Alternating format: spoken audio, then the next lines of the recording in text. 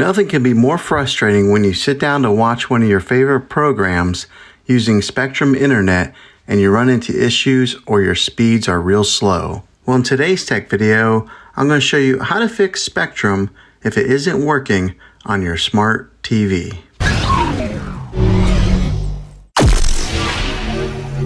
I'm going to show you a few really simple ways to try and solve your problem and get you back up and running again. Now, the first one is the easiest one to try, and that's to unplug your TV from the wall outlet and wait 60 seconds. Now, don't be impatient here. Wait the whole 60 seconds, then plug it back in. This is very different from turning your TV on and off with your remote control. This is what we call a hard reset of your TV, so make sure you do this method. The next method would be to push the reset button on your modem or your router if it has it.